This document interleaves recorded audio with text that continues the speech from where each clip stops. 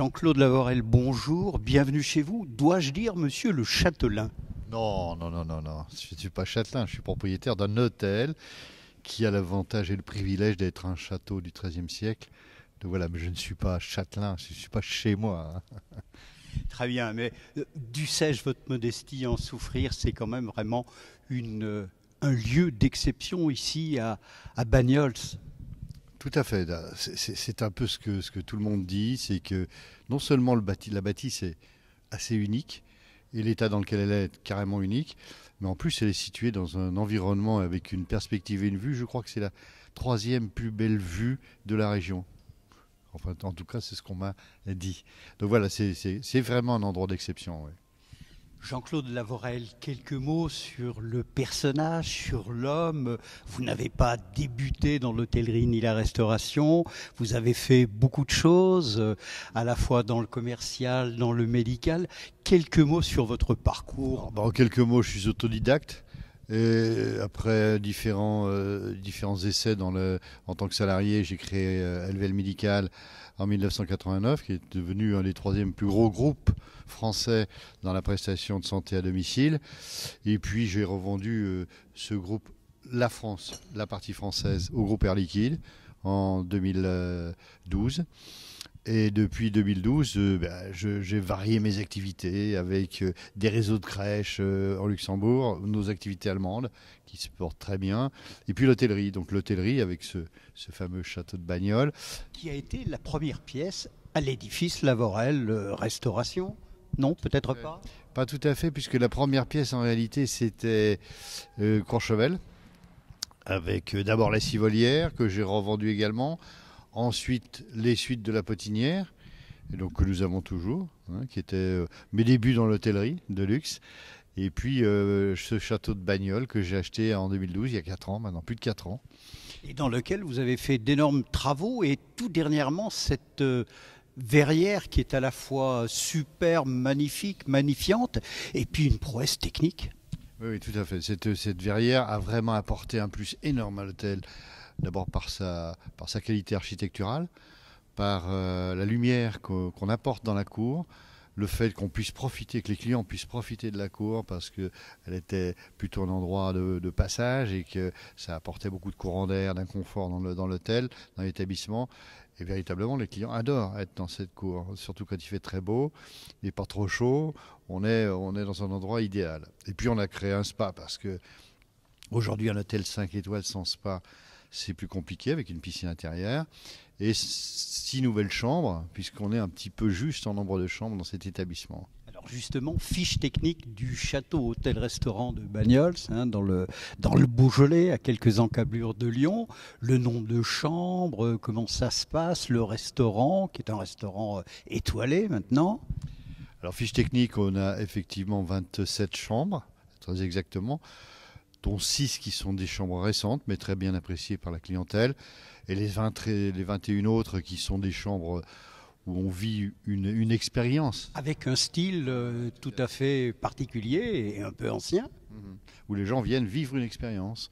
Certaines chambres avec une cheminée, il y en a une, c'est une ancienne chapelle, donc il y a vraiment quelque chose de très étonnant et de très unique. Et puis, fiche technique également, maintenant un restaurant gastronomique étoilé depuis le début de l'année, avec notre chef, notre brillant chef, Jean-Alexandre. Jeune et exceptionnel chef, hein, le jeune Ouerata. Ouais. Alors il est exceptionnel d'abord en tant que cuisinier, bien évidemment, par la qualité de sa nourriture, de ce qu'il nous fait, et la qualité visuelle également des plats tels qu'il les présente. Et puis quelqu'un qui a des grandes qualités humaines. c'est véritablement une belle personne, si vous voulez. C'est-à-dire qu'il est gentil, il est sympathique, il est à l'écoute. Modeste et discret, ce qui n'est pas toujours le cas des chefs. Hein. C'est vrai que, sans vouloir taxer la profession, c'est que les chefs sont parfois des gens un peu autoritaires et caractériels, alors que lui est à l'opposé. Donc parfois même trop discret, puisqu'il n'ose pas se fondre dans ces réseaux de chefs, faire parler de lui. Il est très très modeste. Cela dit, notre ami et ma consoeur Odile Mattei, Goûtez voir François, avait tourné une émission ici dans laquelle il a pu montrer tout son savoir-faire, mais un savoir-faire qui n'est pas ostentatoire, c'est-à-dire qu'il travaille sur les produits, la qualité des produits, et puis selon le traditionnel triptyque, soit qualité des produits, belle cuisson, assaisonnement juste et parfait. Je crois que c'est l'étoffe d'un grand chef. C'est vrai, il sait mettre en valeur les produits, il sait les travailler sans enlever les saveurs du produit, sans trop faire de mélange complexe et trop sophistiqué. Donc c'est une cuisine assez naturelle, où il met aussi sa petite touche réunionnaise, sa petite touche orientale qui est très sympathique. Hein. Peut-on parler de sobriété gastronomique, Jean-Claude ? Oui, moi je pense que c'est de la sobriété gastronomique. Pour de temps en temps tester des restaurants étoilés. Alors, je ne vais pas les citer parce que ce serait... il y en a trop.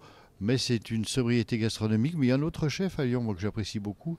C'est Christophe Rohr. Le 9e art, hein, le Ligérien qui est venu s'installer dans le 6e arrondissement de Lyon. Et qui véritablement est également un chef modeste, un chef abordable, sympathique, que je trouve très humain et qui sait mettre en valeur également les produits et mérite bien ses 2 étoiles. Vous allez tout mettre en œuvre, Jean-Claude Lavorel, pour que votre chef ici au château de Bagnols grimpe un peu encore dans les toques Goemio et dans les étoiles du Guide Rouge ? Alors, on va tout mettre en œuvre, mais vous savez qu'une des problématiques, c'est que c'est très compliqué de fermer à certaines périodes. Donc, nous avons prévu de faire des travaux dans la cuisine, de lui rendre sa cuisine beaucoup plus confortable et plus actuelle, parce qu'elle a quand même été conçue il y a longtemps et qu'aujourd'hui, les cuisines ont changé. Et puis, on lui met également tous les moyens à sa disposition pour qu'il puisse encore grimper s'il le souhaite. Je veux dire que c'est plus pour lui, parce qu'il le mérite. Pour nous, oui, c'est toujours un plus.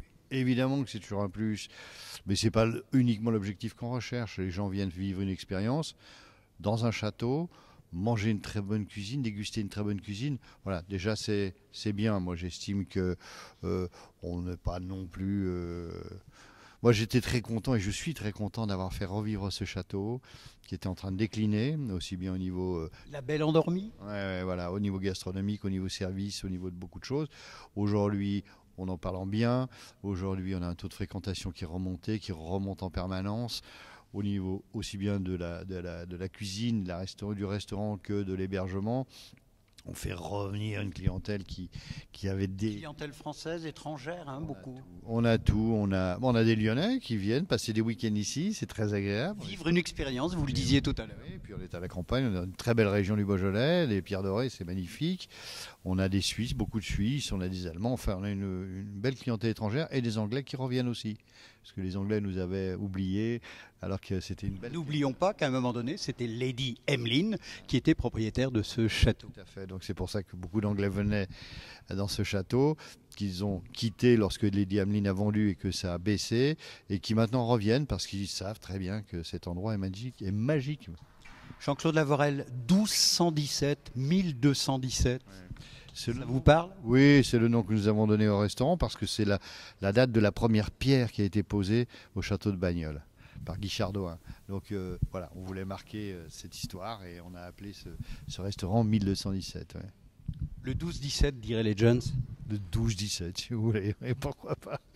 Jean-Claude Lavorel, merci sur l'épisode du château de Bagnols. J'allais dire clap de fin et feuillem. Vous auriez envie de manger à cet instant précis quel plat du chef ? Oh mon Dieu, c'est un choix très difficile. Les plats du chef, ils sont tous bons. Donc, celui dont vous avez envie à l'instant précis ? Voilà, c'est une question piège. Je ne sais pas ce qu'il y a dans la carte aujourd'hui. Il fait très bien, il prépare très bien le homard, par exemple. Et c'est un plat que j'adore. Et puis d'une façon plus générale, moi j'aime bien ces plats simples, ces fricassés de champignons et tous ces. Et puis en période de truffe aussi, c'est joli chez lui. Ah, c'est excellent, période de truffe. Oui.